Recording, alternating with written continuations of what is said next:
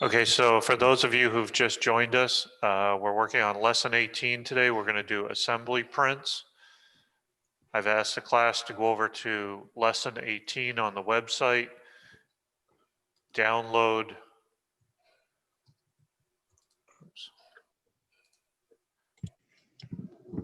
the parts under lesson 18. So download 1, 2, 3, 4, 5, and then download the assembly drawing template and the MEE 120 bomb template. Put the two templates in your template folder, please.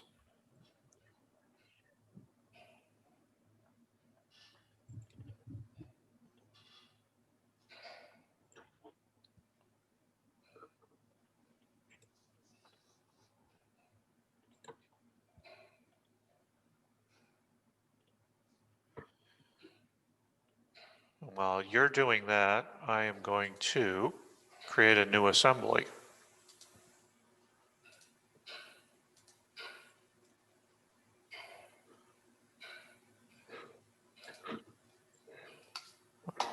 Parts 4 and 5.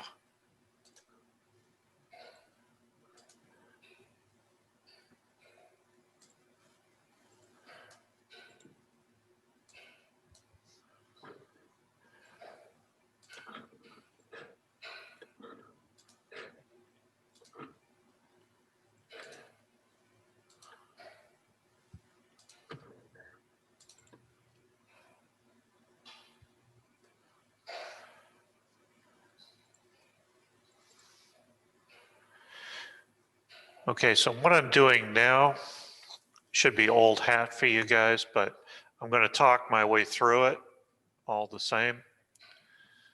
So I've brought in my first component, which is going to be my large, presumably base or frame or engine block, whatever the case may be. The central thing that I'm going to add components to, and I've also brought in a component to add to it. Okay, I'm going to float that first component so that now I can move it all around. There we go. Once I floated it, I'm going to mate this central object to the principal assembly planes. So I will now mate the center body to axis 1. That looks good.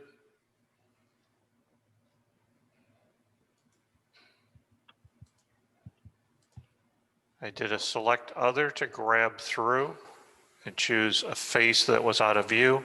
I'm going to mate that to the top.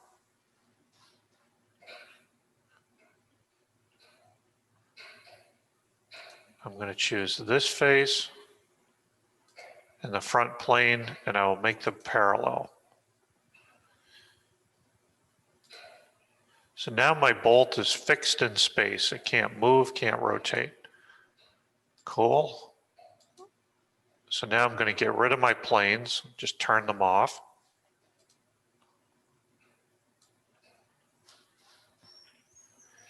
And let's put the nut on the bolt.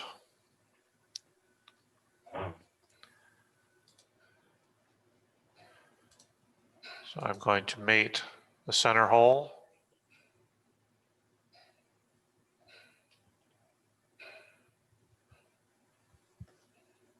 That's ugly. All right, let's try that again. That didn't work so well. I'm going to mate that face to the inner face. Ah, that looks much nicer.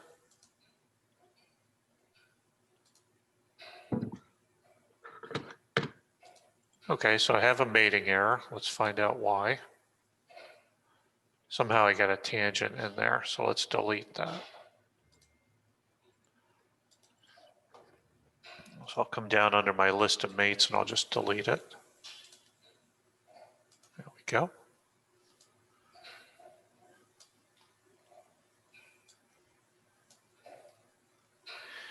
And now I want to set the distance from the underside of the head to the top of the nut.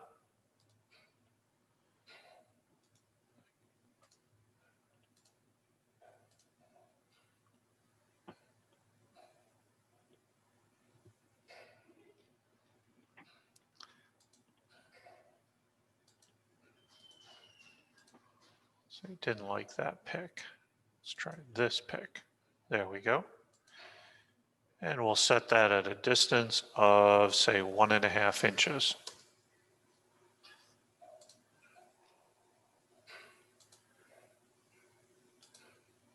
And I'll even be proper.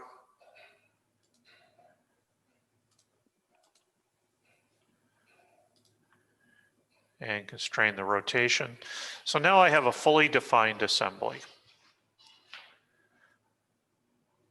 I'm going to save this.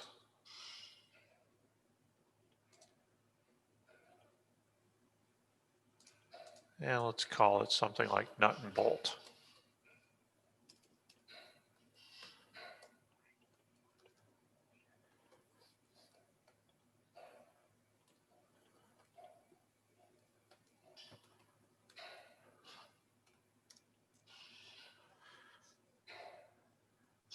Okay. Let's make a blueprint of this thing. File, make drawing from assembly. I didn't download the drawing template, so I'm just going to use the piece part template. That'll be okay. So it brings in. Do you want us to use the other template? Totally up to you. I'm going to do it this way just to reinforce the notion of adding pages. If the other one works fine, that's all good too. So I'm intentionally taking the long way around.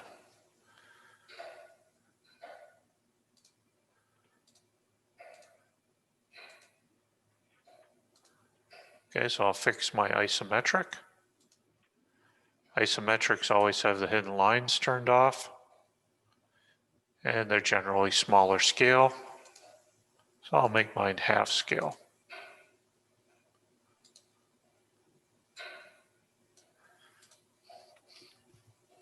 I only need as many views as are required to fully define the objects. So this side view is not really doing anything for me.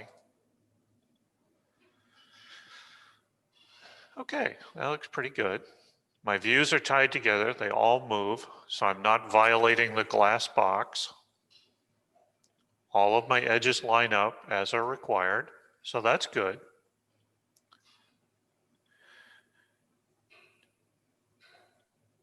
So I do see that my title block is wrong, however. So let's go back in and we'll fix the title block.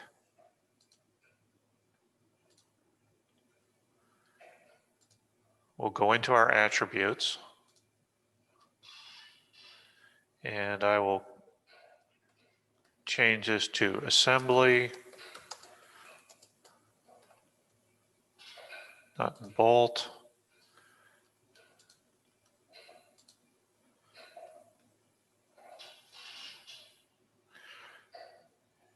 And we'll call it part number 19, something different. Okay, we'll save that.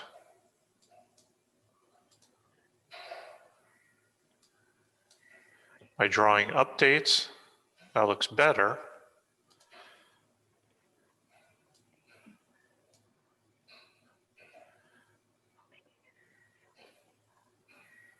Well, my scale is actually 1:1. Let's go in and fix this good stuff. Today is the 28th.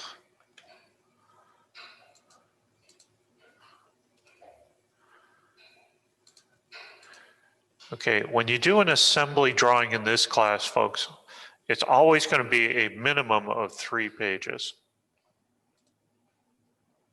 And I'll show you why in a second.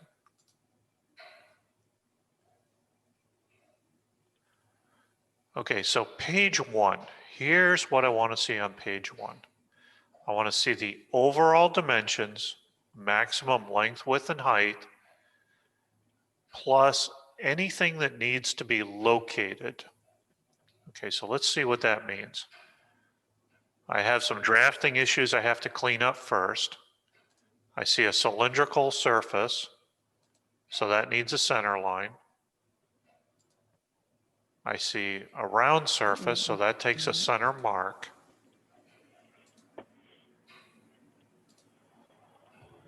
Okay, that looks better. So the maximum height on this thing will go from the bottom to the top. Okay. The overall height of that bolt is actually controlled in the bolt's piece part drawing. So because I'm putting this on for strictly informational purposes, I'm going to make it reference.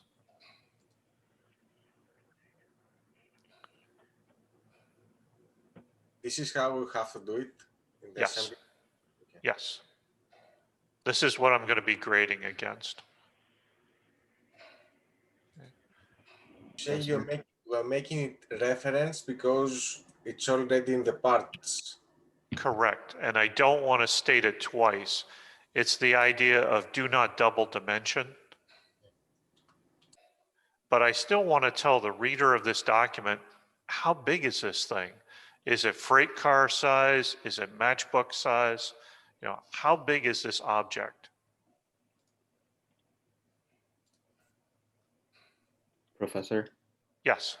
do we need a center line if we are, if we have a rectangular cut extrude or something? No. No. So center lines are generally reserved for just cylindrical stuff. It's got to be round. Okay. Okay, but what I am setting in this is I'm setting the distance from the underside of the bolt head to the nut. That is controlled by this document. Okay. That's what I want to see on page 1 of an assembly drawing. You're going to tell me how big it is, and you're going to define the placement of any objects that need to be placed. Notice, I am not going to put a materials note on this. You know, we could have a steel bolt and a brass nut. We could have something like that. All of the materials for these objects will be defined in their piece part prints, which we'll get to later in the drawing package. Okay. Would you need to define like the rotation of the nut? If in your example it was really critical, sure. For this one, because my edges are all lining up, I don't really need to. You know, if you really wanted the nut to be, say, 45 degrees from the corner of the bolt head, if that's important to you, sure, then spell it out here. Okay. Okay, so first page, I want to see the overall size, how big is it, and place anything that needs to be placed. Give me dimensions to locate placed items. Let's save this. And we're going to go back into our assembly. Because the next thing we're going to do is an exploded view.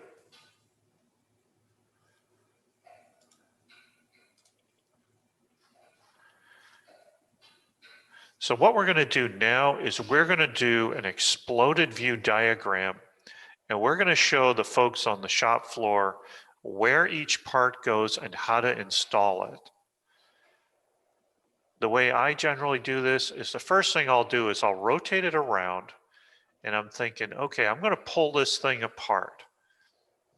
What's a good orientation that shows a lot of detail and would make it really clear to an assembler? I generally do some kind of like an isometric kind of view. I never do just a straight front view, side view, top view. It's always rotated like this in some way, shape, or form. The next thing we need to do is name the view. Okay, so if I right click and I come down to view orientation, I can do a saved view. So I'm going to add a new view, and I'm going to call it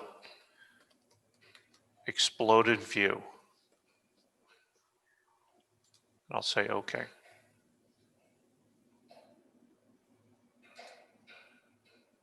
Save my part. Saving often is good. So now if I rotate this thing around and I zoom way out, and I do whatever I want, I can always go back to that view orientation by going back to a named view, which is quite handy. Okay, so we're going to now do insert exploded view. And we're going to do step by step, taking each of the components and pulling it out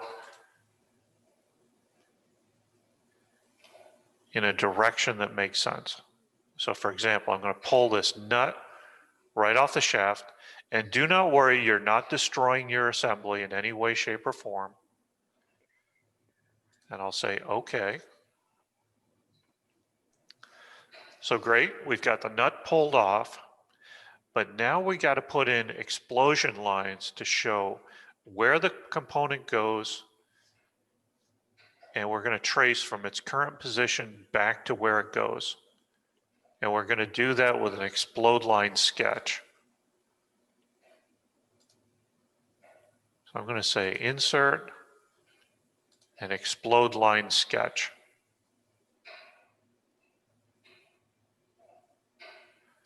And I generally do these by hand. And I can rotate this around, that is absolutely fine. So for example, I can pick the center of that hole, and I'll pick the center of this hole. And again, doesn't matter, I can rotate it all around because I can come back to my named view.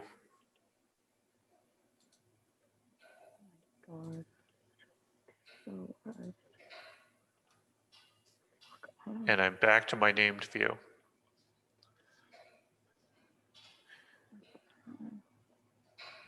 Okay, so I told you before that we had not destroyed our initial assembly.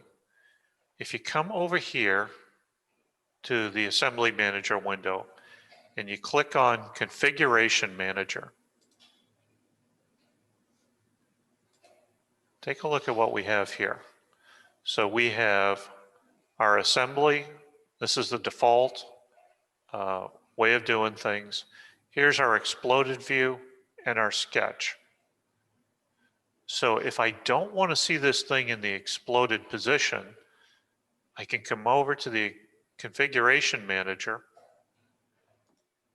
and I'm going to right click on exploded view and I say collapse.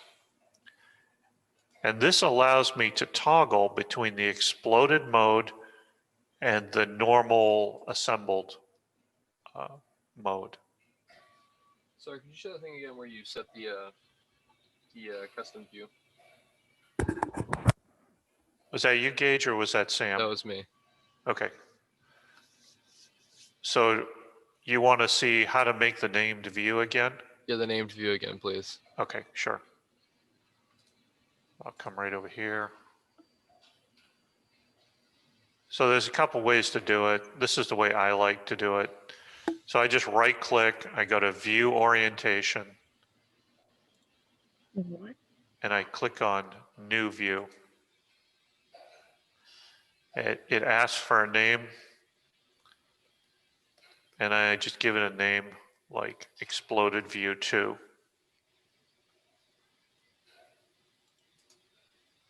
Okay.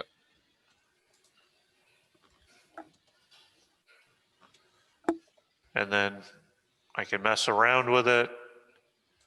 I can click on View Orientation. I'll go right back to my exploded view. If I want to go back to actually seeing it in the exploded mode, I'll click on the Configuration Manager, right click on my exploded view, and that takes me into the explosion. Okay, very cool. I'm going to save that. And in fact, I think I'll even collapse it and save it.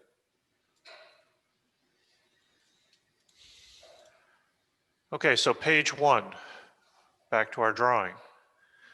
We've located the parts. On page 2, this is where I want you to put the exploded view. So we're going to say Insert, Drawing View, and Model. We'll choose Nut and Bolt. Now, this is the important step that messes with people. What I want you to do is choose Exploded View. Here are our 2 named views. I'll choose the front and exploded view.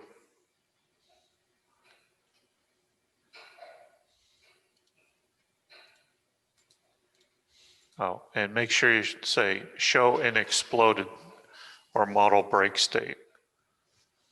So this will allow you to toggle between explosion and normal mode.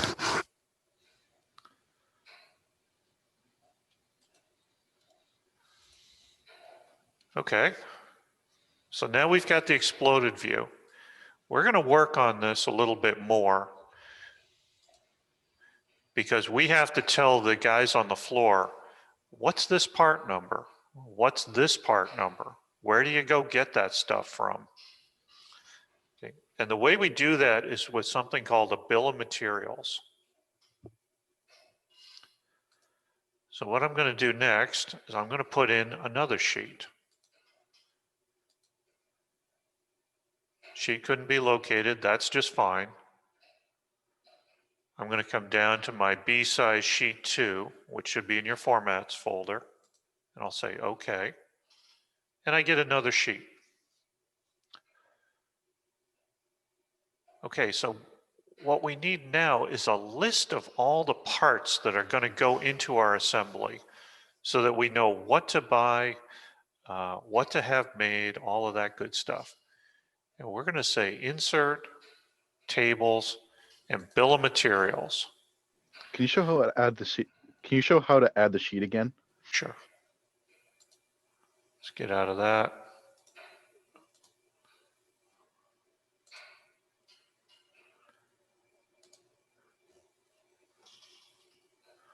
Okay, so I'm in sheet 2 and I'm going to add another sheet.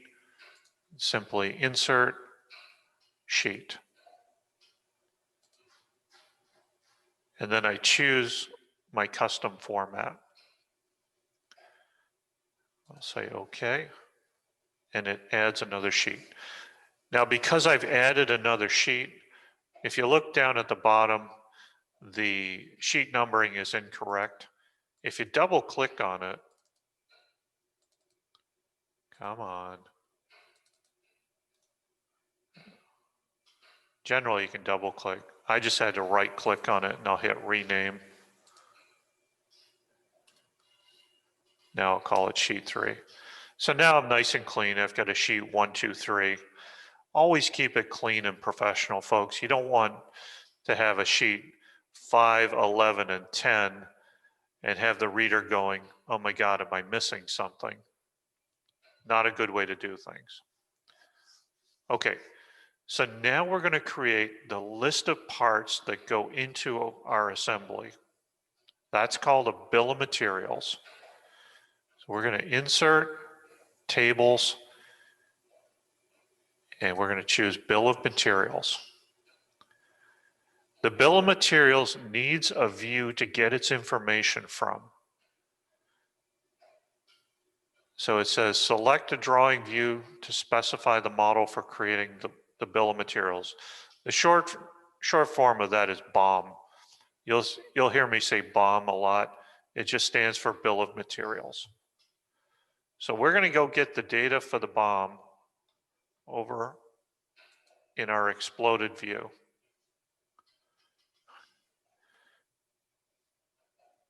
I want you to make sure that you have MEE 120 BOM template showing in the top box.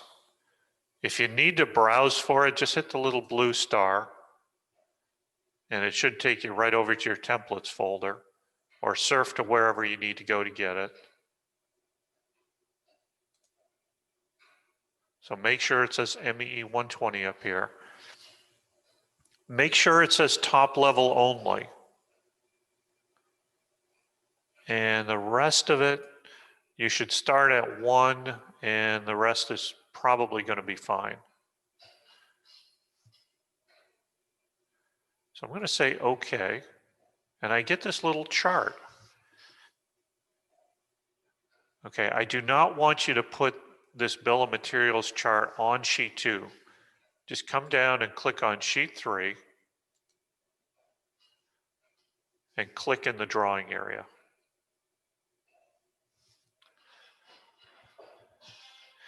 So let's take a look at what's inside this thing. So we have an item number. We have my company's part number. So you are going to assign this part number. We have the number of each, the quantity of each part number in our assembly, the description, and vendor part number if it's something that we buy. So typically nuts and bolts are going to be something that you go out and buy and then assemble into a larger machine.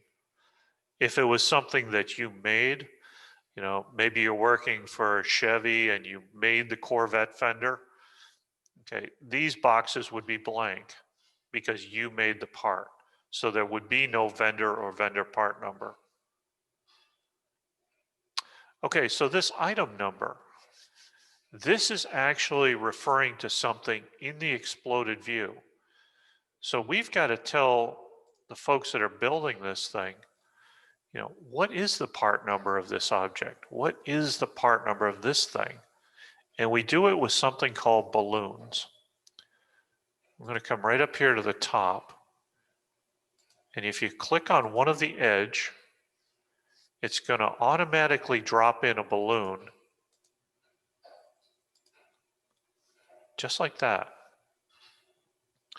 So now when my reader sees, oh, it's an item 2, they can come right over to the bill of materials.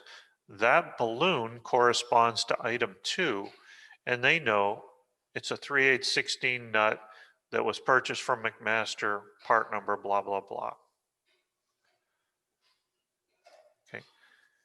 And then, of course, we have to go in and we got to make sure that our title blocks are all set. I have 3 rows for mine. So I have part 1 is the bolt, part 2 is empty, and then part 3 is the nut. I'll have to look at that. It shouldn't. So how'd you get the exploded view onto the drawing model, please? Okay.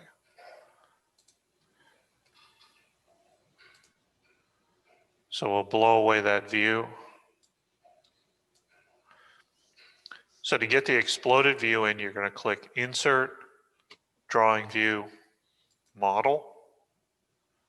We'll choose Nut and Bolt.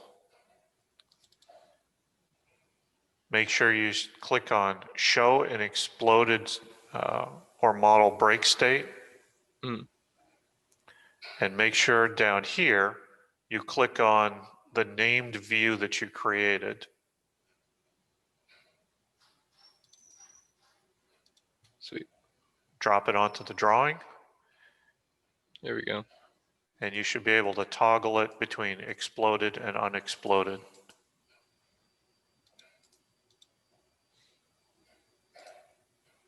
Okay, and then I'm just going to re-balloon this thing.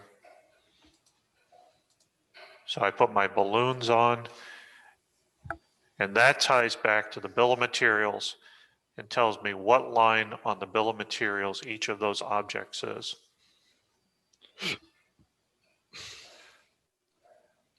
Okay, so we need to do some fixing here.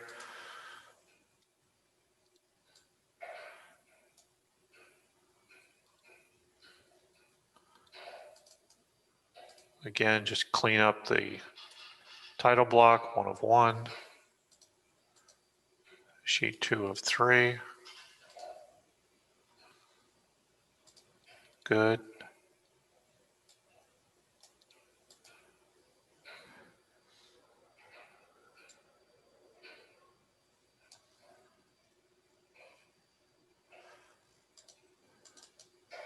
On sheet 3 for scale, I never put graphics on the last sheet. So all I'm going to say is N/A.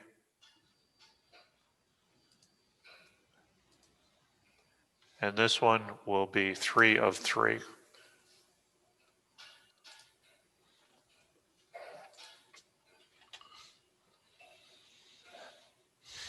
And that, friends and neighbors, is how we do assembly drawings. This is very, very common format that I've used all over various industries. Okay, so sheet 1, you're going to locate any objects and you're going to give the overall dimensions. Sheet 2, you're going to do an exploded diagram. You're going to show where each part goes and you're going to put a balloon on it so that you can tie the pictorial representation to the bill of materials. And sheet 3, you're going to put a bill of materials on so that purchasing or the assembly floor knows what each object is, what the part number is, and where to go buy it. Okay. Seem weird, seem logical? How did that work for everyone? I have a quick question. Yeah, okay, So go ahead. if we're going to use the two pieces of the same, like a part that has the same part number, Yes. are we gonna put 2 balloons on the sheet 2 for each of it, or are we just gonna define one of it? What I would say to that is be as clear as possible. So let's actually do that. Let's go in and put a second nut on this thing. I mean, oh, what happened there?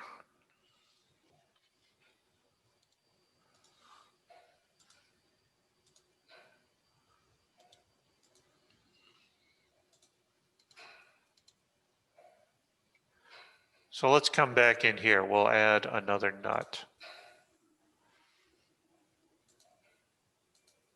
So I'm going to do Control C, Control V, and I've pasted another nut in. So I'll mate it onto the shaft. And I'll say,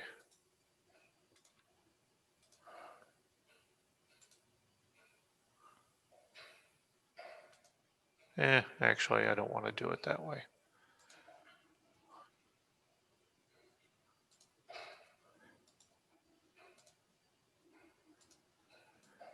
Let's imagine it's something called a jam nut. So we're going to take and run this nut up right up tight against this one. One of the old ways of doing like locking nuts.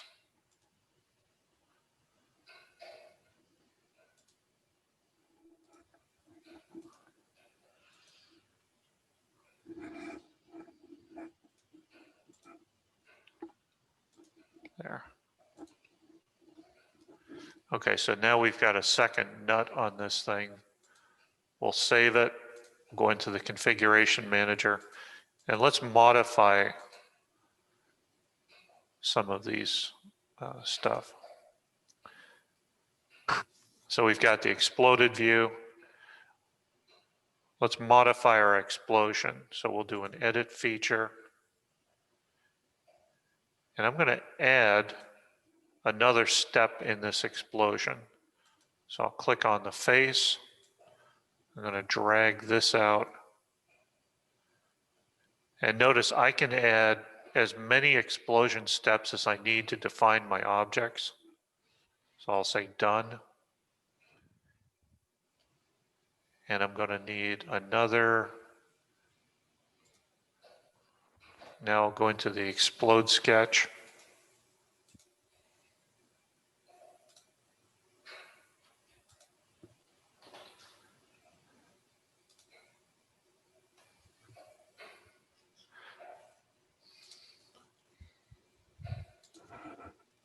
There.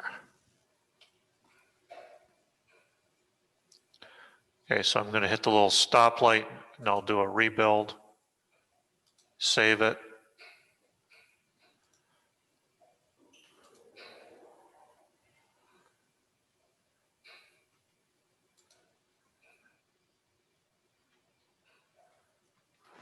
There, that looks good. You may have to resave your named view.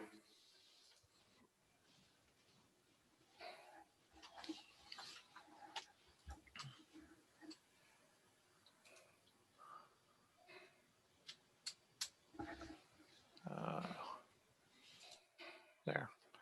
So I resaved my named view. Now when I go back to the drawing, everything should update.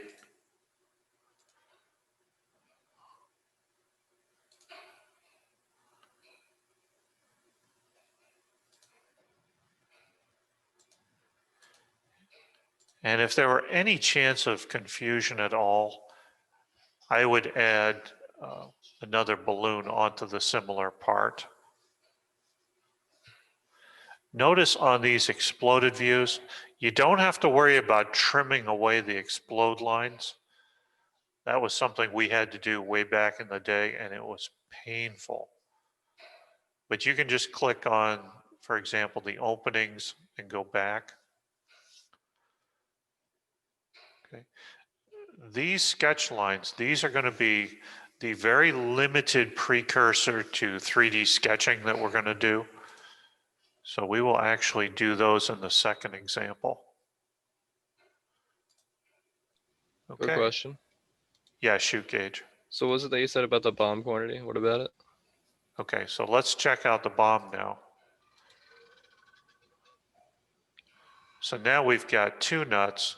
Our bomb table automatically updated because everything's associative. So now we've got quantity of 2 for the nuts. Yeah, I try to do the bill of materials and it just like doesn't give me any options when I click on bill of materials. Okay, let me quit sharing and you show me yours. Oh, you're disabled. Yep, sorry. It's all good. Okay, all yours. So if I go over here, boom, bill of materials, there's nothing.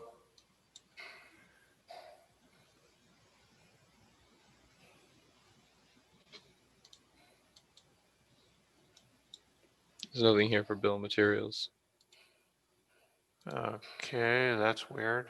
Maybe it doesn't have it filled out back on the original assembly. No, because the bill of materials gets all of its information from the component attributes. So it's looking down into every single piece part component and pulling information.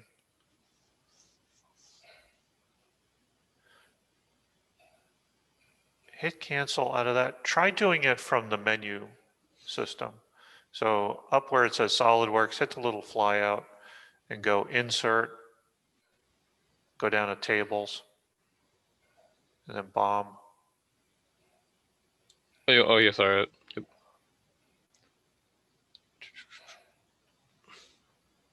No, over to insert. Yep.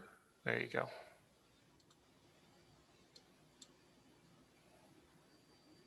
Okay, so just for grins, click on sheet 2 now. Nope, don't X out. No. Oh. Because it is reading the part numbers. Yeah, so let's try insert, tables, bomb. Now go over to sheet 2. Yeah, good. Click on the explosion. Click. Okay, there you go. So now go up to the top where the little blue star is. Click that. Go over to your templates folder.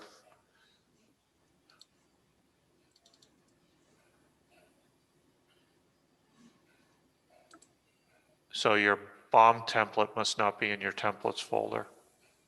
Oh, was there a bomb template I need to download? Yeah, it's on the That might lesson be it. 18 folder. There it is. Yep, I missed it.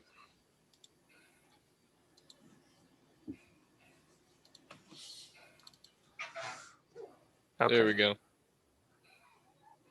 So now hit the green check. Click on sheet 3 and drop it. 1 second, I want to try to center it. It's not going to center.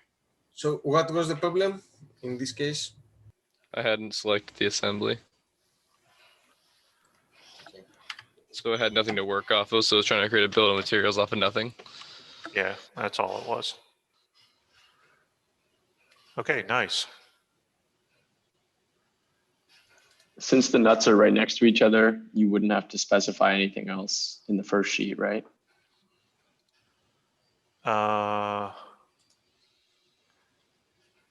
In that case, no. No, because I'm using it as just like a jam nut and you can see there's no space. I'd be fine with leaving that absolutely as is.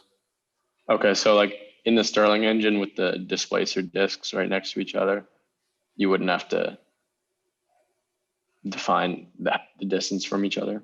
Correct. Yeah. Okay. Yeah, it wouldn't make sense to say a distance of 0.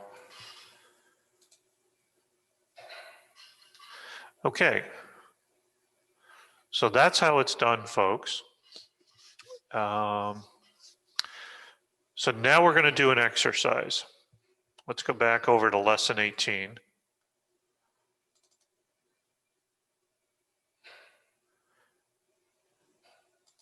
And with those parts that you downloaded, I'd like you to create this assembly.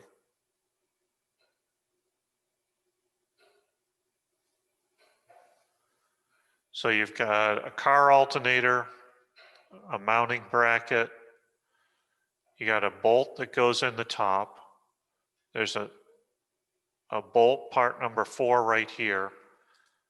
And on the back side, there's a nut that goes on the bolt.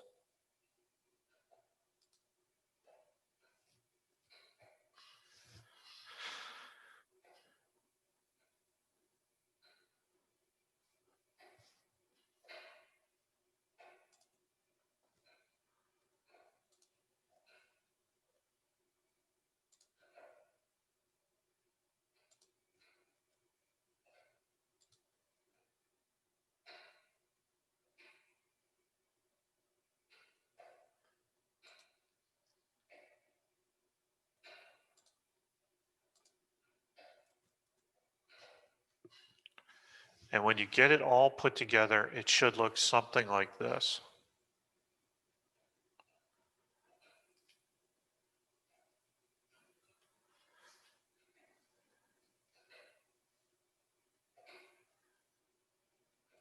Emmanuel's probably going to tell me that my alternator bracket's too flimsy, but you know, there's no No. cracking in cyberspace. What I was thinking actually is how we will send this lecture to China, because all the instructions suck. Whatever, really bad. It's like solving a puzzle every time.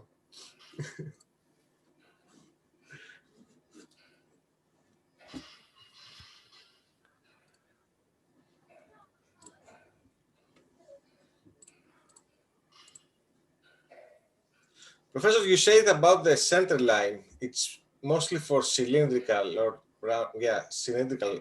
Correct, It's yes. also for symmetry. I mean, you can have a rectangle. You can use it for symmetry. Is that Yeah, wrong? you can, true. So like on bolt patterns and stuff like that, sure.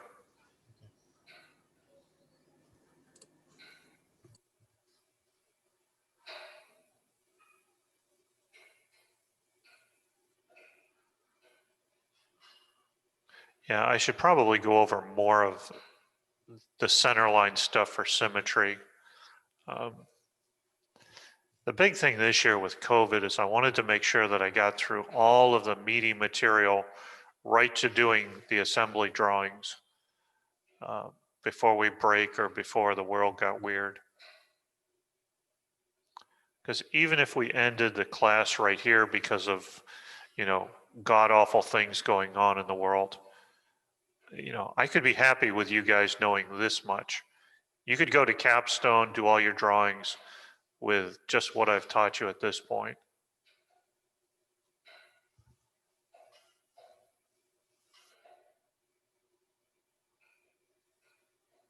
Are you part of the capstone course? Only peripherally.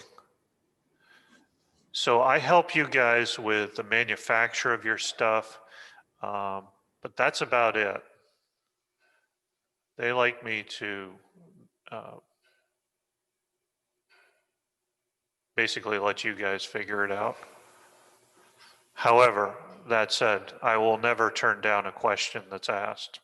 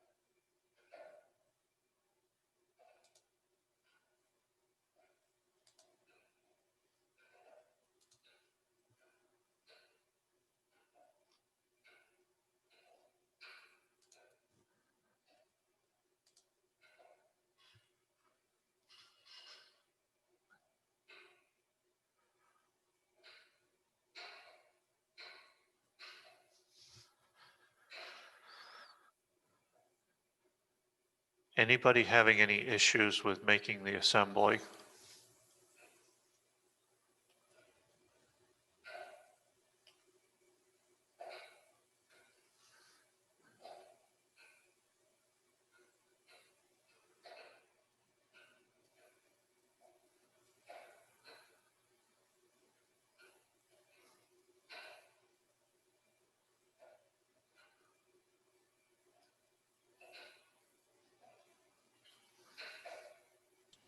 So it's just the two bolts, the bracket and the alternator, right?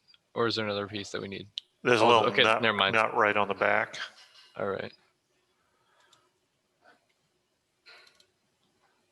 Classic Chevy alternator.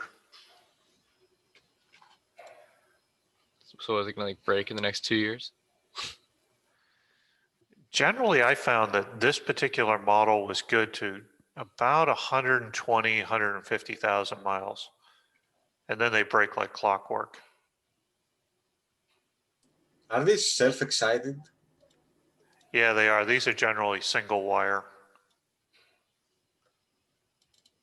So you just hook up ground right here, run it to the side of the frame, hook up to this, go right back to the battery, and that's it. You're done.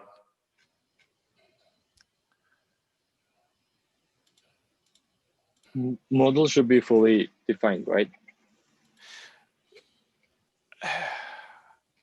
So for the important stuff, yes, Ege, but what I don't care about are things like bolt rotations. I can't get real excited over that.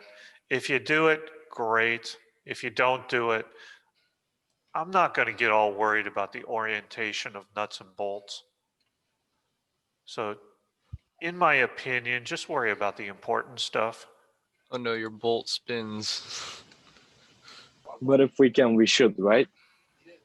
It would be good. I mean, from a Oh, purist okay. point of view, sure. Sometimes I stay like in between with the bolt. Should I fully define it or not? So I probably always have to choose, not have to, but like should choose a fully defined. That's absolutely true. So, Okay. yeah, I'll be a purist.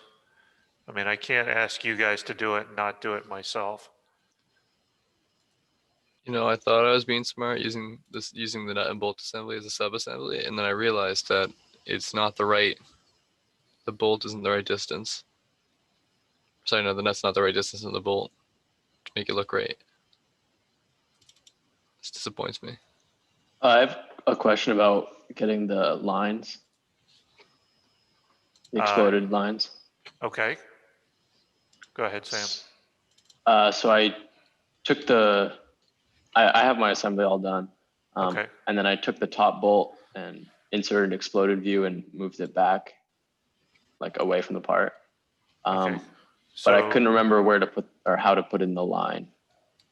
Okay, so to do that, let me catch up to you. Are the rest of you guys good with making the assembly? Yeah, it's almost done. Okay. So then I'm going to jump into the explosion stuff.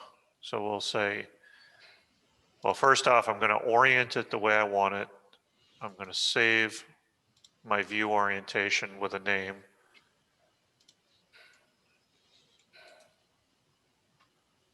I'll call this exploded view.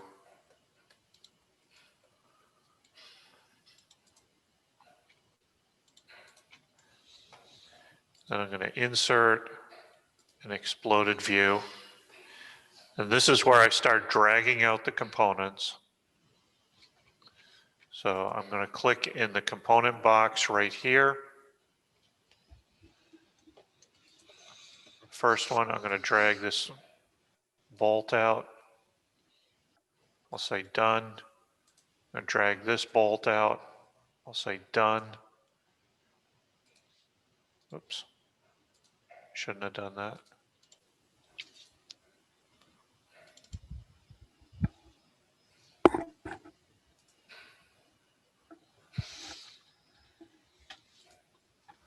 Oh my god, this looks disgusting on drawing.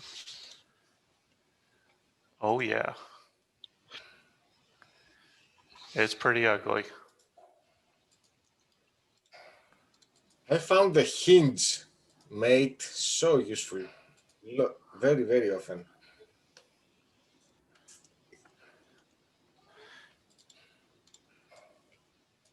And you can go back in, if you click on the little steps of the explosion, if you find you need to drag something out a little further, you can certainly modify those. It's like I really shouldn't even bother trying to put dimensions onto this drawing. So really, on this one, the only thing I would want to see is the overall dimensions as reference. Because Alright. your bolts are going to be all snugged up tight. That and realistically, the alternator is technically an outside source. Right, We received it as its own piece. right. And it's going to have its own piece part drawing where we're going to have maximum length, width, and height. And you might define like the mounting holes as reference, but that's it.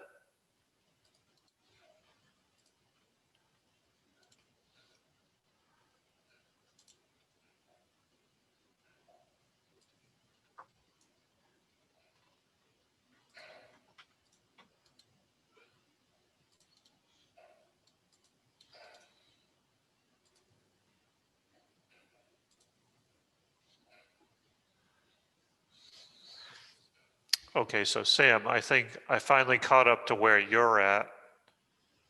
And you were asking about putting in the explode lines.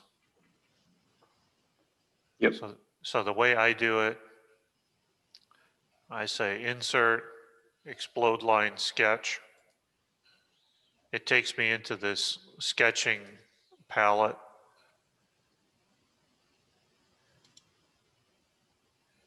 And then I come over, I'll go to the center of that end hole, or excuse me, the cylindrical body. And then I click on the destination. So there's my first trace line.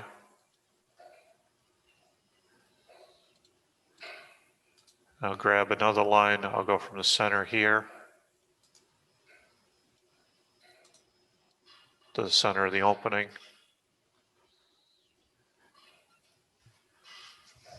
And this is all I would want for sketch lines in this particular drawing.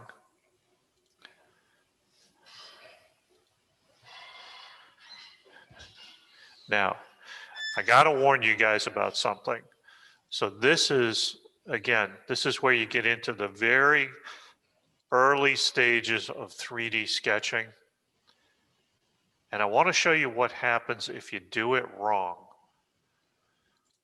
So let's say I grab a line. And I'll click on the back of that hole. So I'm right in the center of that back hole. And then I'm going to come over here, and I'm not going to click on the bolt face, and I'm just going to put a line right there. And I want you to watch what happens. Okay, the line did not go anywhere near where I intended it. And there's a very simple reason. Okay, when we start out doing explode line sketches, we are always drawing on the XY plane, as indicated down here in the triad. Let me get rid of this nasty line. All I did was click on it and hit delete. Okay, if you need to go in another direction, so let's say I want to modify this bolt. Maybe I want to bring the bolt up so that I'm telling the assembler, okay, bring it down and then slide in. Let's do that.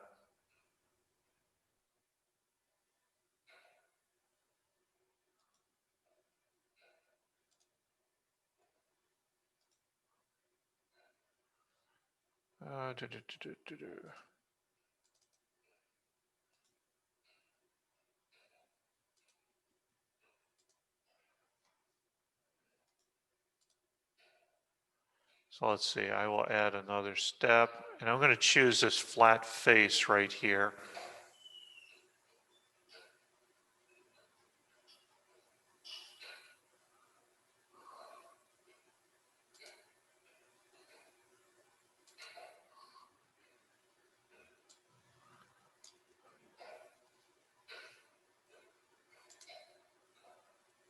Okay, so I added a fifth step, and because I chose the center of the opening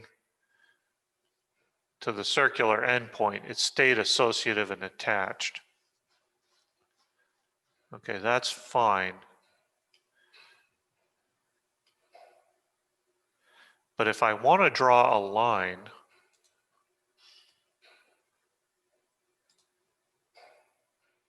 I'll go from the center of the opening. I can come out here, and I'm drawing on the XY plane, so that's problematic. If I want to flip the planes that I'm drawing on, you hit the tab key. Let me go back. Oh, stop it. There. So now I'm going to take the line. I'm going to go from the hole. And I'm going to hit the tab. And watch my cursor. It's toggling the planes that I'm drawing on. So in this case, I want to be drawing on the YZ plane. I can come out to here. And maybe I'll come out to here. Now I can come from the center of the circle. I'll come down vertically.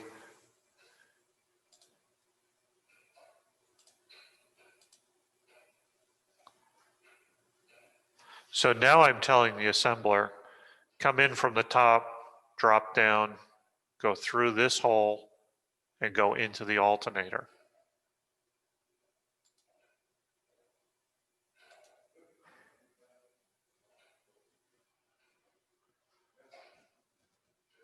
I'm going to save this.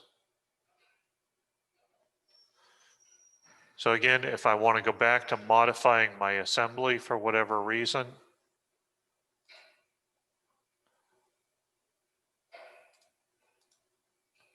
all I have to do is click on exploded view and collapse, and I can toggle between the exploded state and the normal state. So I'm going to save that.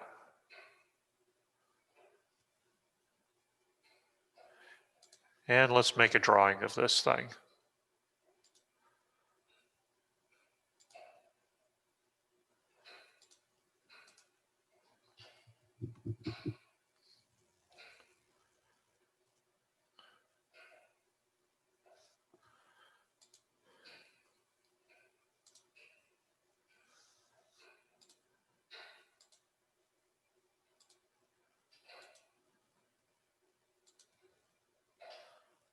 All right, let's get rid of this ugly rat's nest. There we go. So about the only thing I need on this will be overall dimensions as reference.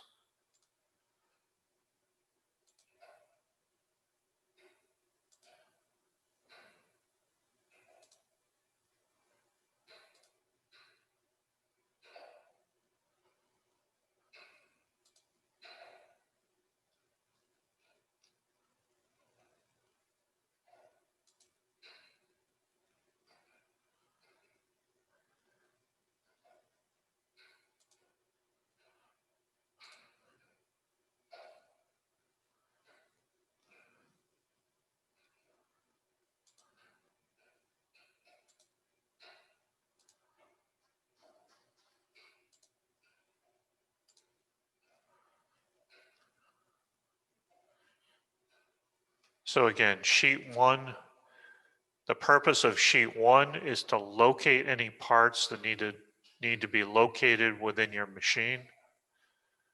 It's also to give an overall size of the machine so that the reader knows how big this thing is that they're looking at in case they're not familiar with it. Okay, sheet two, we're going to show where each component goes, and we're going to balloon it to tie it back to the bill of materials. So we're going to say insert, drawing view, and model. We're going to show it in the exploded state.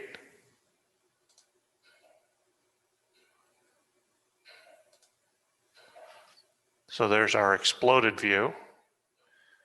And if you want to, you can bump the scale up.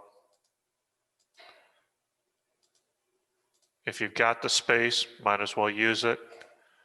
Old people like me, we like clarity. We like to be able to see it without our glasses. Should hidden lines be removed? Yes. Absolutely. Good call. Thank you. Okay. And sheet three, we're going to put sheet three on for our bill of materials. I know that Professor Martin likes to put his bill of materials with the graphics. Okay. My problem with that is every machine I've ever worked on had so many components that the BOM just never fits with the graphics page. So that's why I always give the BOM its own page. So we're going to insert another sheet. Vanessa, can you check your chat window, please? Okay. Thank you.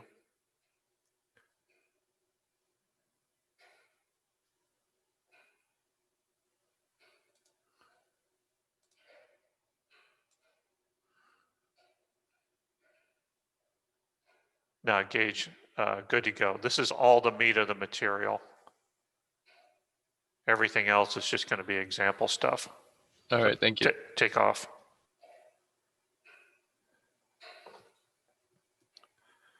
Okay, so let's see.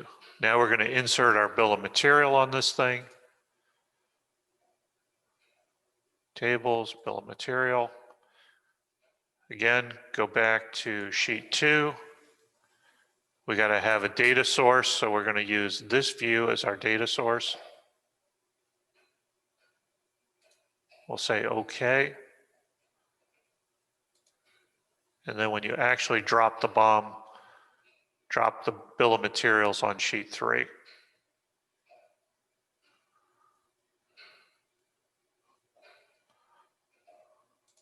We'll go back to sheet two. And let's put the balloons so that our assembler knows what each object's part number is. I'll click on this edge.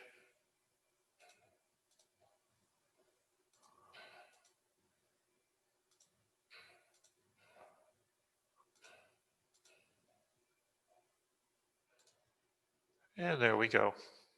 So now we're all properly ballooned. So we know what our company part number is for this bolt, and we know where to go buy that bolt. And that's all coming from the bill of materials right here. And everything in this bill of material is being pulled from the part attributes in the models. So if I go in and I change, say, the vendor for that alternator, it will automatically update in every single drawing.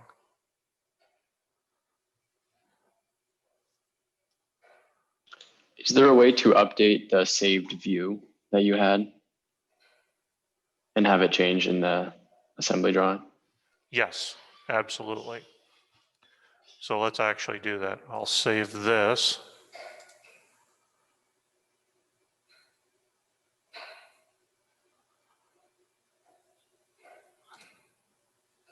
We'll save our drawing. Are there any assignments for this lesson? Yes, I want you to do this lesson that we're doing right now, hand this in as homework. Okay, and is the same for lesson 17? There is no assignment for lesson 17. That was just cutting your Coke cans and doing your inseparable assemblies. There was Oh. confusion on that, so I wanted people to have time to ask questions. Okay. All So right, that- so we don't have to draw those two and submit. No. Okay. No. Good question, though. And we just submit the assembly file, the assembly drawing file, right, for this lesson? No. So this, you absolutely need to send me your assembly and all of the components. So if So the assembly drawing, and the components? yes. Okay. Yeah, because if I don't get your components and your assembly file, all I get are X's in like this view. I'll get a big X across it.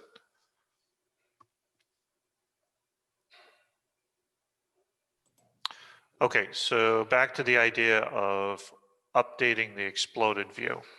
Let's actually do that.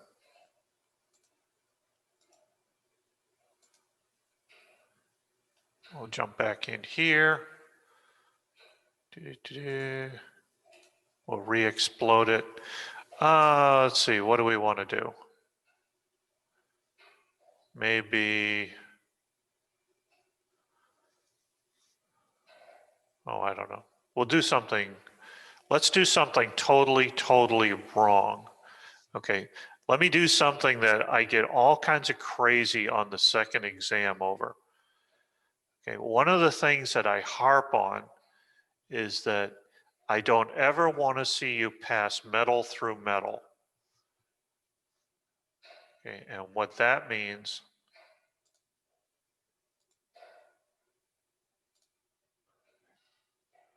so let's, we'll add another step. We'll put this on the other side. This I would go crazy on the exam if you did.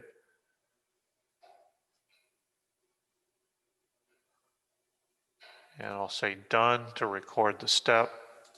And I'll say okay. And then we'll just mess with the view. Let's say I like this orientation better. It's really ugly, but okay, it'll work. So I'll do view orientation. And if you hit the little disk icon, that'll save over the named view. Come on. Okay, so I've saved a new orientation and I've saved the model change. Save the file. Now when I close it,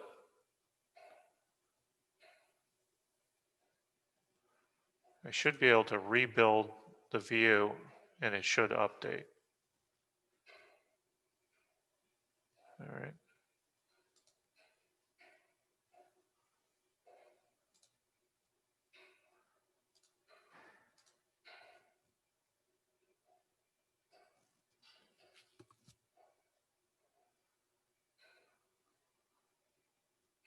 Okay, that's weird. So let's put the view back in. That should have made this bracket move behind the alternator.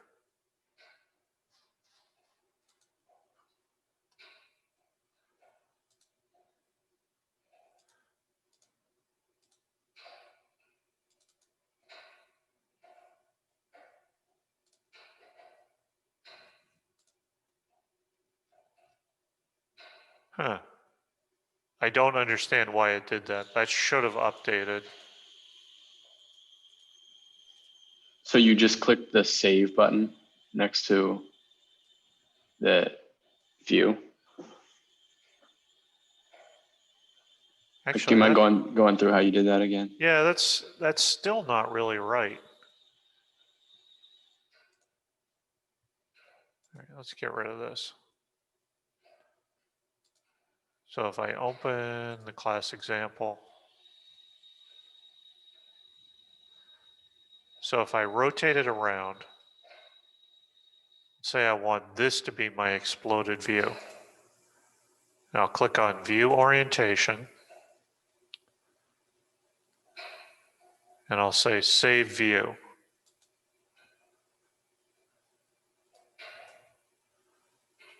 And now I'll just spin it around.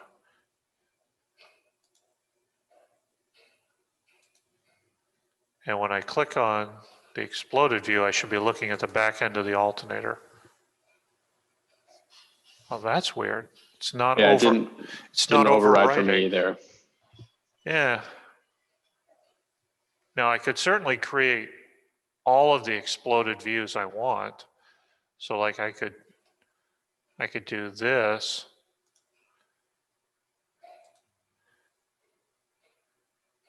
And I could do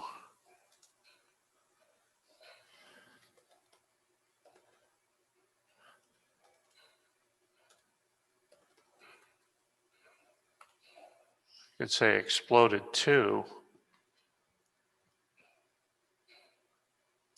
Actually, let's try doing it that way. So if we say exploded view,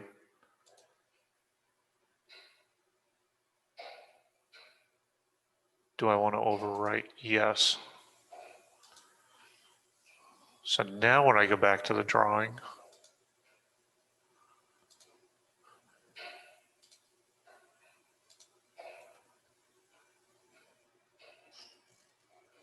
okay. Ew. That's ugly. What happened there?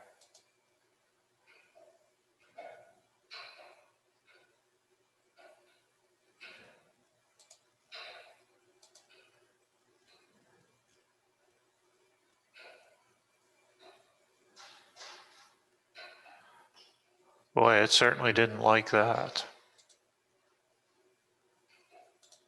Let's try reopening it.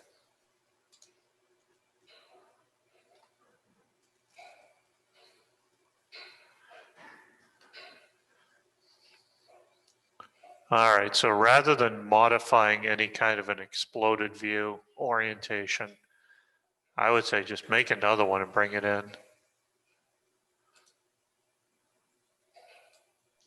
Okay. And should we update the name, Oh, the yeah, drawing title? actually, so I changed the scale and it was happy with that.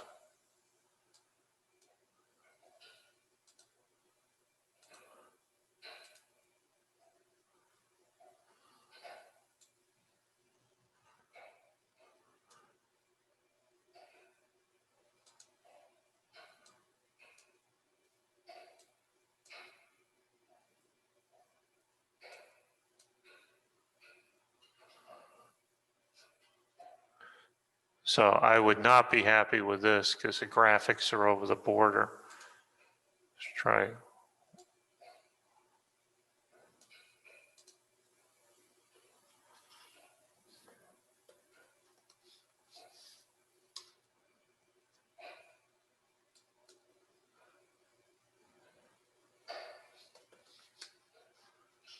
There.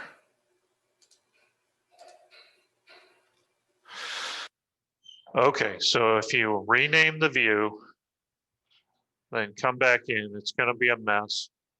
And you just have to change the scale to get it to fully update. Very strange, but okay, it does work. Okay, so I think I cut your question off, Sam.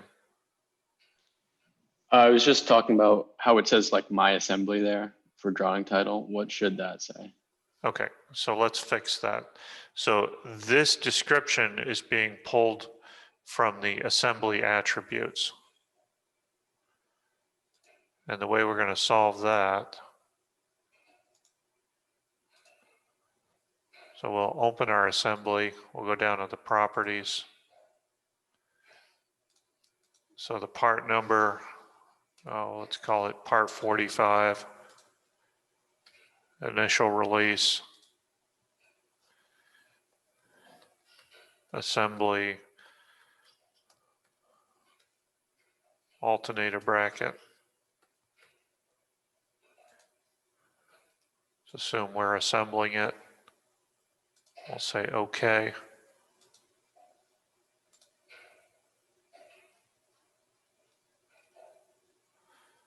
So just like everything else, it's being pulled from the attributes.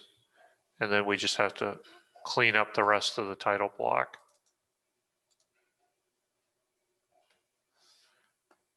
$10, $28, $20.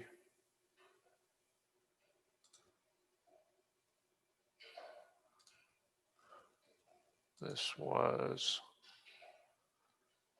quarter scale.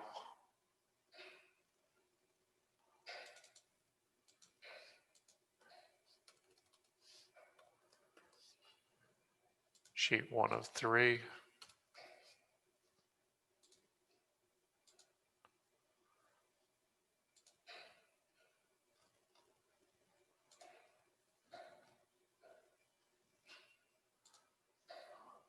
Scale on this one was 1 to 3.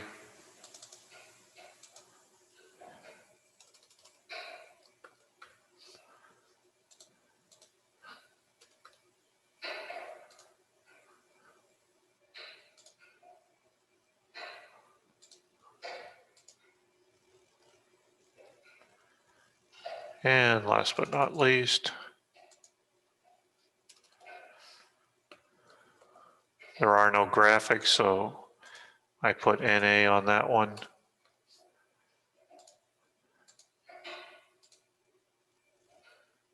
What happened there?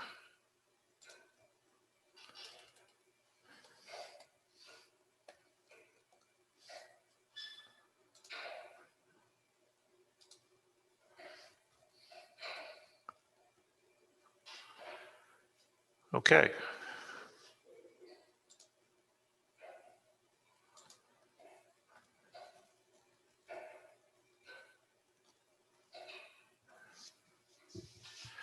And that's it. So our title blocks are all updated. Page 1.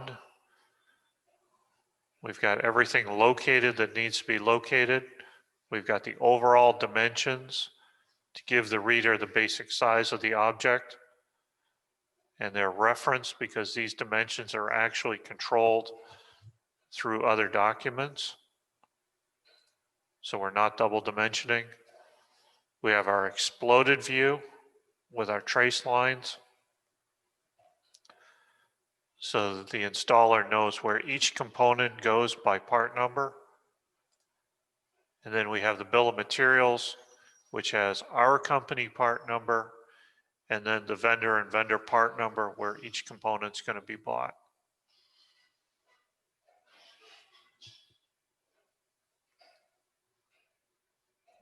So once we're finished doing all these sheets, we just pass in the assembly and all 3 sheets for homework. So what you're going to do is you're going to pass in all of the components, you're going to pass in the assembly file, and you're going to pass in the drawing file. I would recommend that you zip them up into one nice tidy package, and then you'll have one zip file as an attachment. Yeah, thanks.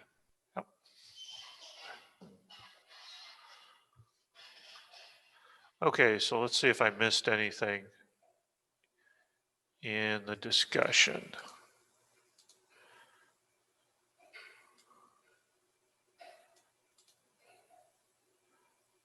You guys learned how to make explosions.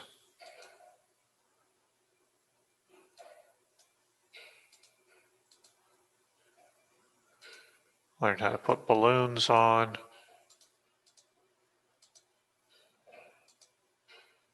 There we go. Okay. So is there anything else we need to talk about? That is all the material I've got for you guys for today. Do you guys have any project questions? Do you know how this is going to relate to your projects? So what we should probably talk about is your cut Coke cans. So your cut Coke cans, you do not have to go through all of this rigmarole. And the reason I'm saying that is because you think about what you would see. So on page 1, you're going to have just put your cuts that you're actually going to make. Your page 2 on your cut Coke cans, I mean, there's nothing to explode, so it doesn't make sense to have it. And then your page 3, where the bill of material would be, is just, you have one line, which is a Coke can. So the better way to handle your cut Coke cans is to just have a material note that says make from Walmart, part number, blah, blah, blah, whatever it is. And then on page 1, describe the cuts that you want to put in the can. And that's fine. Because the other sheets just don't have any useful information. Can Okay. we put sorry. Go ahead, Emmanuel. Can we put the bill of material on the same page because just one, I wouldn't even bother have a bill of material. Okay. Just call it out as a material note and just say, make from Walmart, part number, whatever I gave you. Okay. And then just define the cuts. Call it good.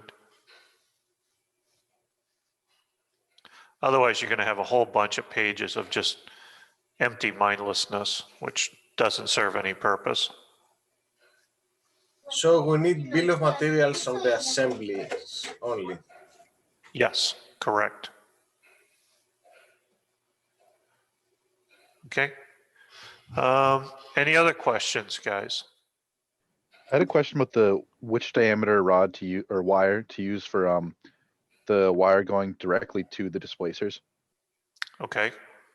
So that wire is going to be, it's 0.25 in diameter, and it's going to be the music wire.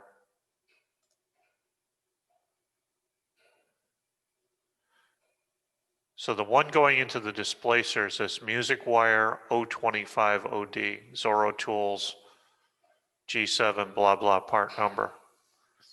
Okay, thank you. Yeah, this stuff is really stiff, really hard, and really straight. Whereas this safety wire, this is much, much softer, much easier to form, and you'll have a much easier time making your connecting rods with the safety wire. And do you like a recommendation for how high we should cut the bottom Coke can? So let's see. So the first thing I would do is assemble the top and bottom Coke cans, put your crankshaft in, make the displacer go up and down, and make sure that you're not banging on either the bottom can or the top can. So that's the first thing. Make sure it locks up. It does not lock up and it can rotate. And then that's going to set pretty much the overall height of your can. And let's see.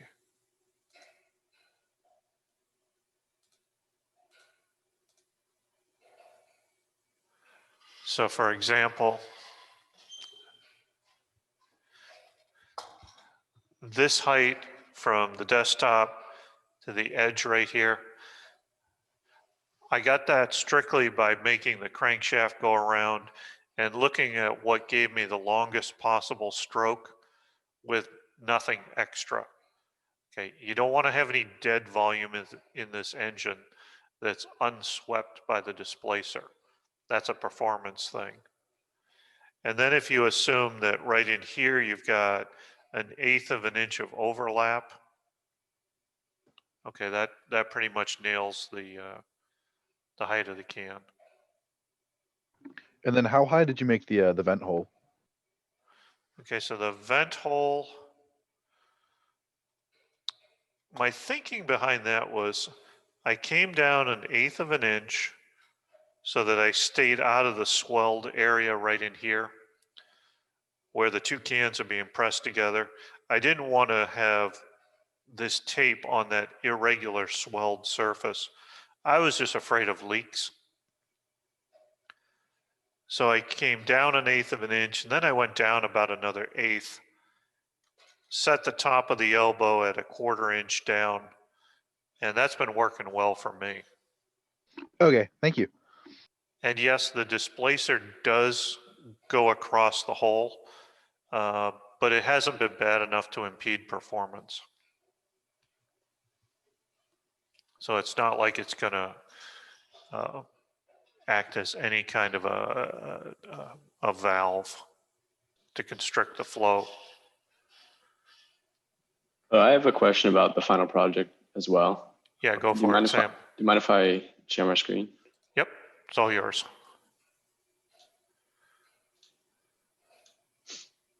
Okay. So this is where I'm at. Nice, looking good. I haven't gone through and done exactly like, I haven't finished up the height I'm gonna cut, like we were just talking about, or the placement of the hole. I just wanted to like get everything so I could see it. Yep, So this sub-assembly right here is what I'm concerned about. yep, So, that's the thing that I'm worried about at the moment. so I'll open it. Okay,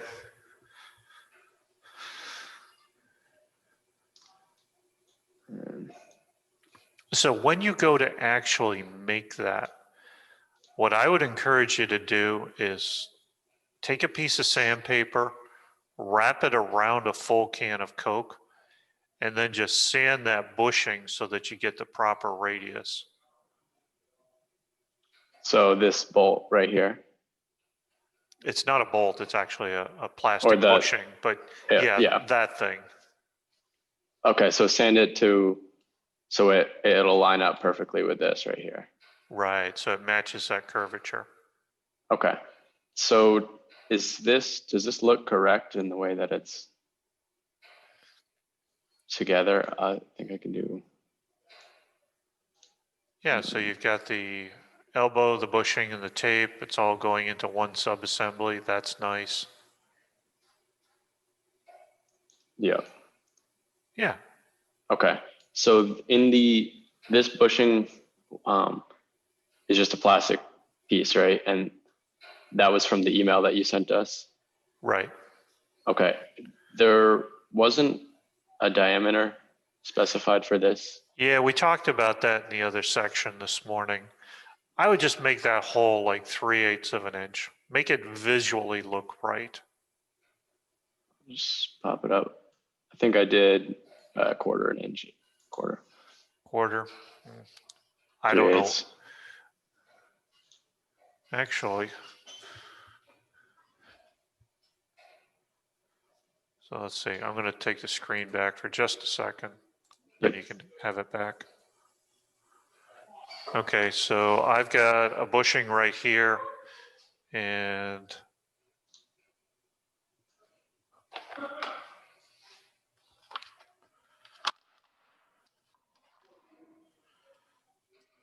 if I put my calipers on this thing,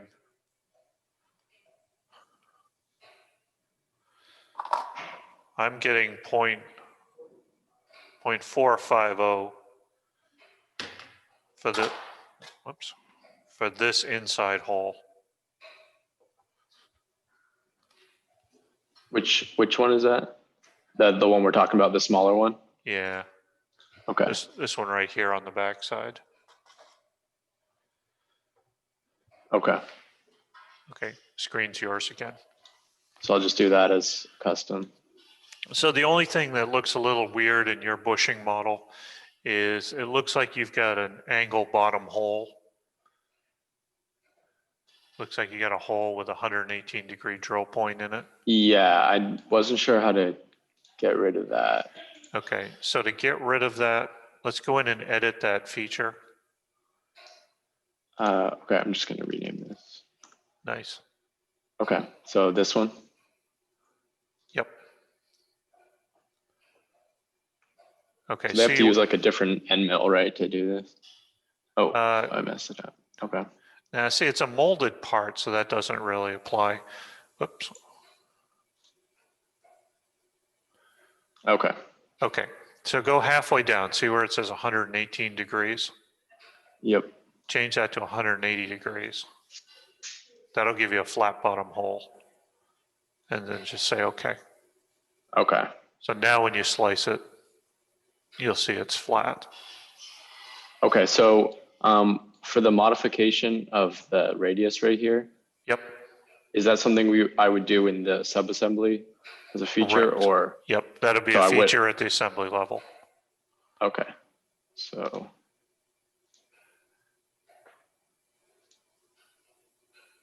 So I would do it here, and I would just make a sketch, and then I'm not sure how to do that. Okay, I'll show you how I did mine. I mean, I know how to make the like sketch and then the profile and cut it through, but it'll come as a feature on the assembly level if I just do sketch right here and just Yep, start doing it. Okay. yep, so you could just sketch on the top plane, And then cut it, slice it right cut down it, through. yeah. I even did the whole wizard on mine. I put the whole wizard on the top plane and then just blew right through that bushing. Okay. Then one other thing I had was on this displacer sub assembly. Yep. It's kind of a small thing, but just down here, it doesn't, since the tolerance is like perfect, it kind of eats through the Yeah, material. yeah, not worried about that. Okay. Couldn't care less about that. And I wasn't sure how we put these together, but I added a little super thin layer of glue Okay. in there. Just as Okay, so like, yeah, I'm not super happy with that. And I'm not happy with it only because if you go to use the same glue in another place, it's not going to have the same geometry. So let me demonstrate for you how I handled the glue issue. Yeah, okay. I'm going to take the screen back for a second.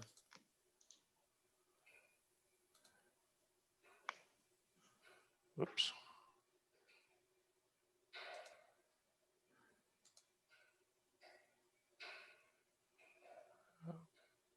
Okay, that's weird.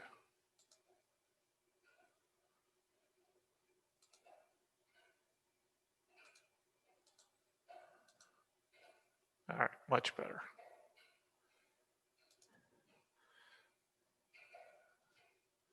So let's say that, actually, this is a pretty good example. So let's say that this is an application where there's going to be a bunch of vibration.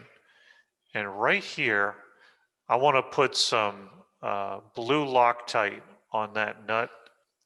And blue Loctite is nothing more than crazy glue. And we use it for holding nuts on. So let's imagine we want to apply some blue Loctite under that nut and glue that nut on. Okay. So I'm going to go back to open the assembly.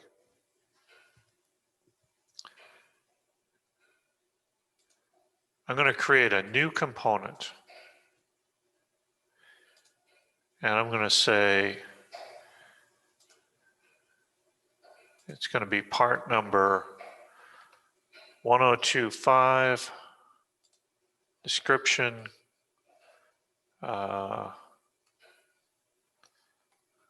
glue,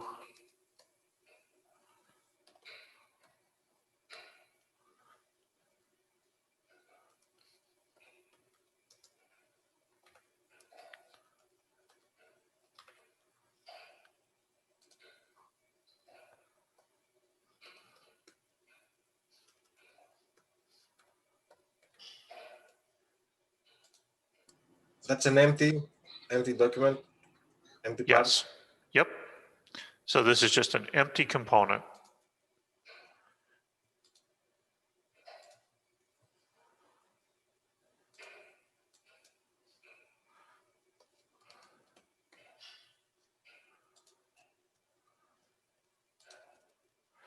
Now I'm back here in my assembly.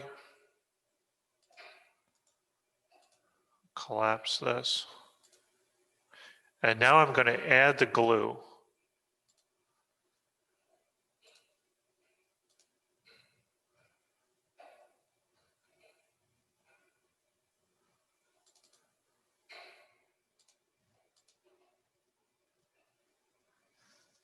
So I've got all my normal piece parts and I've got the glue as a component.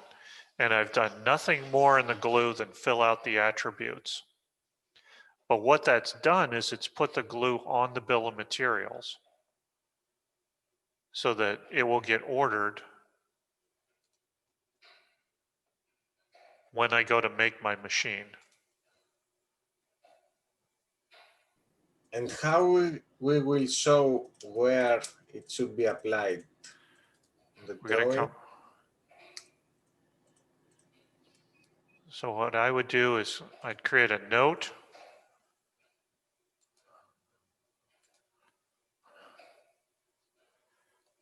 And I would say apply 2 drops of item. I want to say it's going to be 6.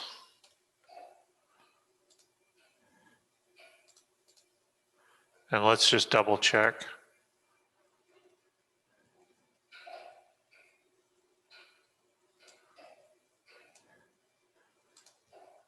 So yes, in fact, it is item 6. There's the Loctite.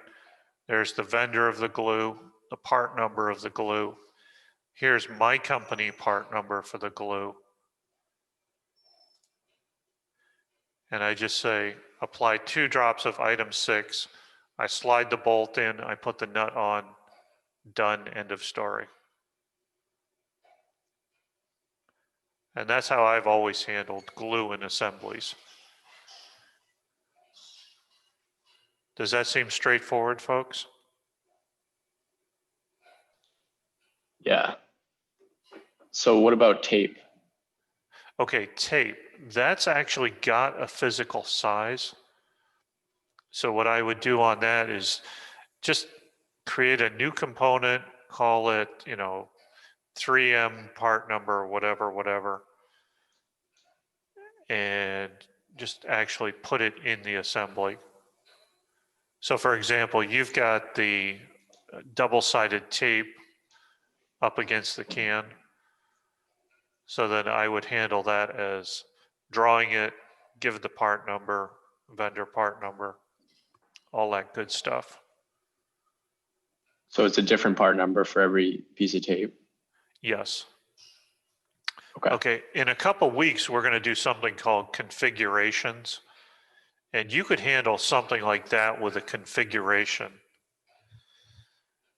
So when we do configurations, we handle things like timing belts and air cylinders and stuff like that that has one part number, but it can have multiple geometries. So you could have a hydraulic cylinder. In one part of the machine, the ram's extended. In one part of the machine, the ram is back in, but it's all the same part number. So configurations lets us take care of that. And we're actually going to do an example. I drew a little virtual backhoe, and I'm going to have you put configurations in for different extension lengths of the hydraulics. And you'll be able to curl the backhoe and extend it, and play with it and move it around. Professor, Yes, I got a Ansgar. question about the can. Do we actually need the label for the can? No. I mean, the Coca-Cola label or any labels? No, the label is not critical at all. Okay. It looks cool. We're going to go over how to put that on in the photo rendering lecture, but it is absolutely not important. It's just pretty. And I did post the decal, I believe, under the photo rendering lecture, if you choose to put it on. But that's up to you guys. I did my bushing elbow thing a little differently. Can you take a look at it? Yeah, absolutely. Screen's yours.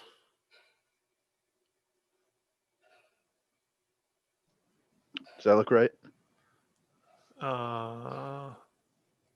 Yeah, it looks like the old part number. That's fine. I Okay. have no problem with that. All right. Thank you. Is that wrong to make the modification of that part not on the assembly level? I mean, one edge has to be rounded to match the coke. Okay. Yeah. So can we just make that modification on the part? Because before with some you said this has to be done on the assembly level. But Okay, so let's think about how we would do that. So imagine that you want to buy the part, you want to bring it into your company so that it can be modified. Yeah. If you do a print where it's already modified, somebody in purchasing is going to look at your print and they're going to go, oh, it has a curved face. This one I'm buying does not have a curved face. What's wrong here? Whereas if you create a print where it looks just like what you're going to buy, purchasing doesn't get confused.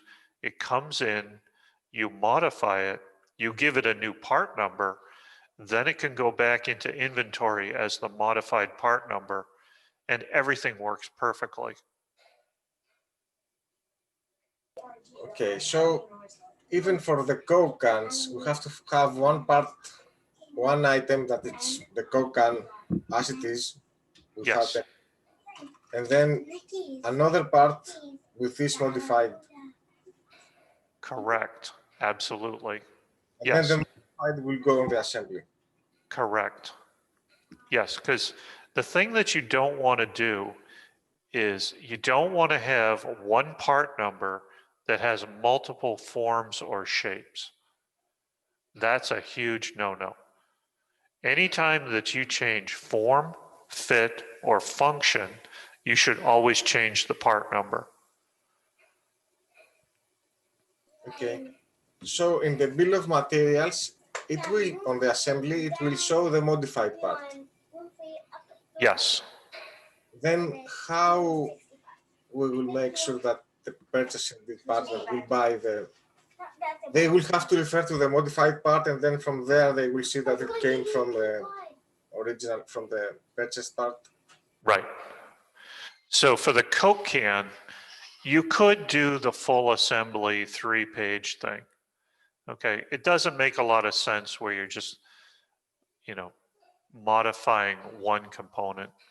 So that's why I'm telling you guys, just do a single-page drawing, and up in the material note, say make from Walmart part number, whatever. Fully dimension the changes you're going to make and call it good. So that when the person calls up the modified part, it refers back to the base casting, or in this case, the Coke can, and then it gets ordered. It's not totally clean, but I don't see the need to make you guys do 3 pages and do an explosion of something that you can't explode. That seems silly. Okay, so just for the sterling, we can do the shortcut. Yeah, I just do the shortcut. As long as you guys understand why it's a shortcut, then I'm all good with that. I have a quick question. Yeah, Ethan, shoot. So do you recommend, should we make the full assembly of it and then start doing our sub-assembly drawing, like after we know everything works? Yeah, I will.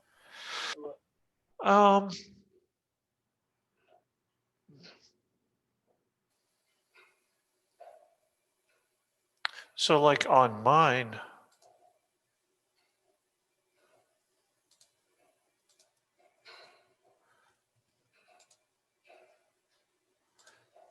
I had to partially put it together to get the dimensions right. I mean, just to make sure that I did the math right and I swung it through. Let's see.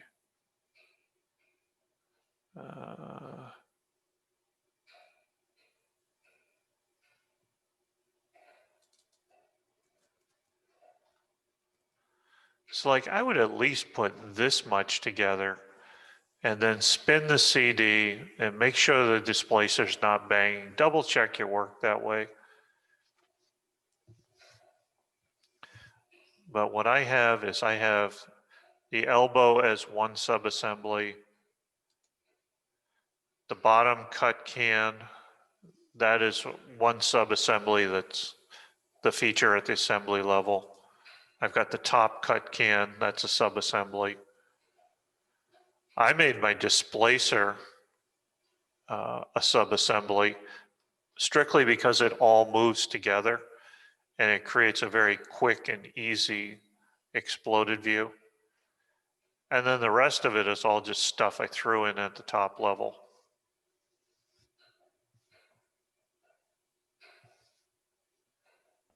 Yeah. I guess I mean more like, should we put it all together like that and then start doing the sheets for everything? We weren't going to be doing a lot on MO theory. Well, so as Emmanuel was talking about, you're going to have a sheet for this, which details how to make the cuts, where this hole is, all of that good stuff. And then for the elbow, you're going to need a full 3-page document to tell me, okay, this bushing goes in here, and then on page 1, you're going to tell me how to make that cut. And then you're going to have to tell me on page 3, the bill of materials. So you got to tell me what to order for this, what to order for that. So this will have a full 3-page subassembly drawing. And then each of these parts will have their own piece part drawing. All right, thanks. Okay. Does that seem clear to everyone? So when I open up your final project, the first page I want to see is going to be your fully assembled Stirling engine. Anything that needs to be located, I want to see all the locations. I want to see the overall height. So on page 1, you're going to have stuff like, you're going to have the positioning of those nylon spacers, how far down the crankshaft you want to put those. You're going to have, you might want to tell me how high up to put the elbow, especially if it's not centered on the vent hole. You might want to, you're going to have to tell me where the counterweight is on the CD. You're going to have to tell me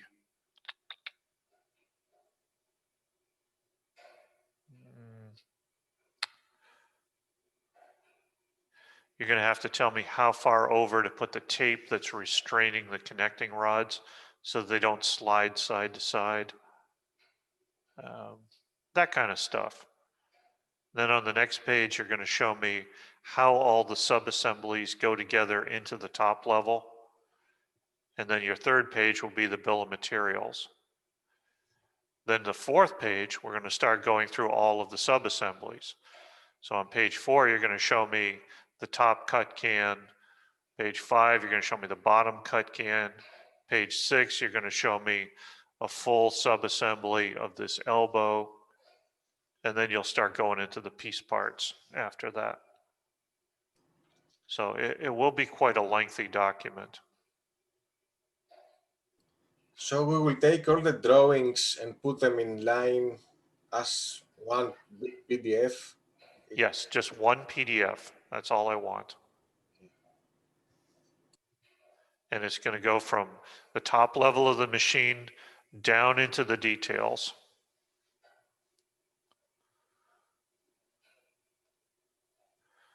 Okay, I think I've used up my full quarter's worth of your time. Anything else we need to talk about before I cut you guys loose? Anybody having anything good for lunch? Okay, then on that note, I'm going to go find something good for lunch. So thanks for coming, guys, and I will see you either in office hours or next week. Thanks. Bye.